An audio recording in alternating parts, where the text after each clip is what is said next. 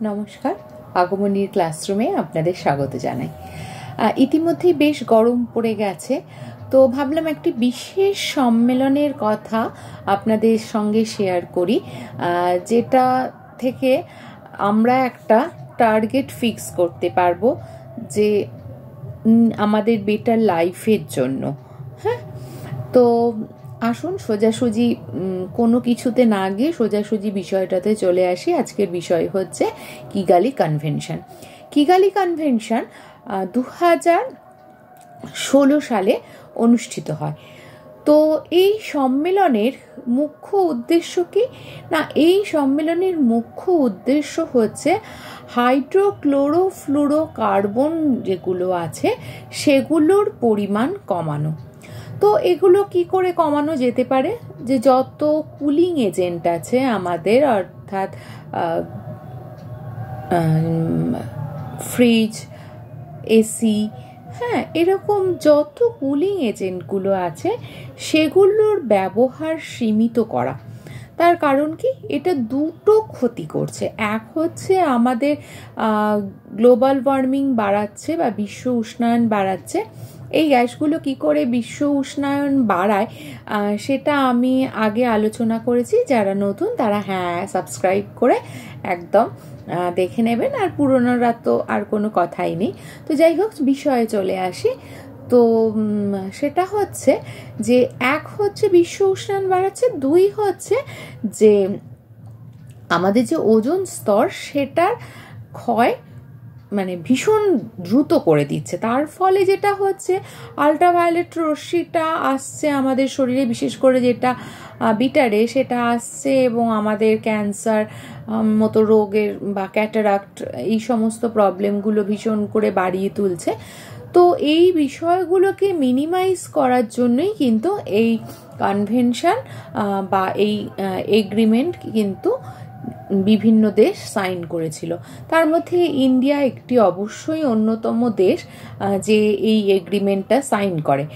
তো এবার ইন্ডিয়া এই এগ্রিমেন্টটা সাইন করে কি টার্গেট ফিক্স করলো না, এই টার্গেট ফিক্স করলো যে 2026 মধ্যে অ্যাটলিস্ট 15% এমিশন কমিয়ে দেবে।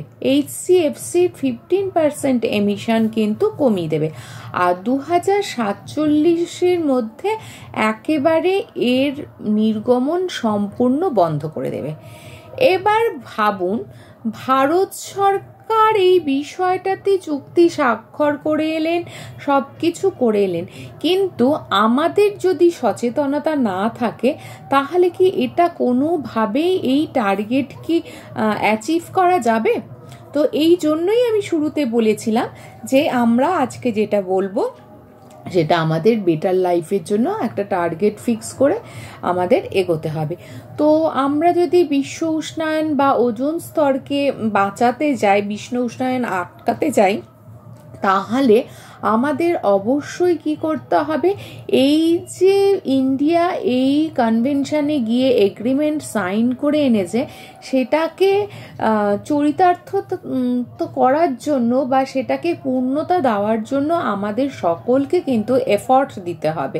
অর্থাৎ আমাদের সবাইকে কিন্তু চেষ্টা করতে হবে যে কুলিং এজেন্টের ব্যবহার যতদূর সম্ভব আমরা কম পরিমাণ ব্যবহার করব। তার কারণ কি না, যত ব্যবহার করব তত এর পরিমাণ বাড়বে।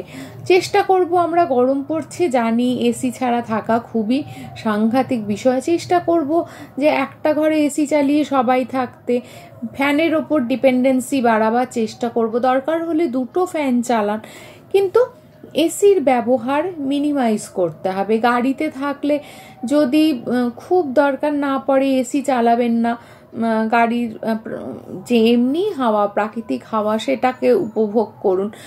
ওটাতে মনও ভালো থাকবে, আবার দূষণও কম উৎপাদিত হবে। তো এইগুলো যদি আমরা একটু আমাদের দেশকে এগিয়ে নিয়ে যেতে সাহায্য করি, তো আমার মনে হয় যে ভারত তার টার্গেট ফুলফিল করতে পারবে। তো আসুন আপনি আমরা সবাই মিলে কিন্তু আমরা এই উদ্যোগটা নিই এবং কি করি না, HCFC কিন্তু একেবারেই উৎপাদন বন্ধ করে দেওয়ার চেষ্টা করি। তো ভালো থাকুন, সুস্থ থাকুন, সচেতন থাকুন। তো নতুন যে টার্গেটটা আমরা সবাই মিলে একসাথে ঠিক করলাম, তো সেই টার্গেটটা ফুলফিল করার চেষ্টায় আসুন আমরা এবার নেমে পড়ি। নমস্কার।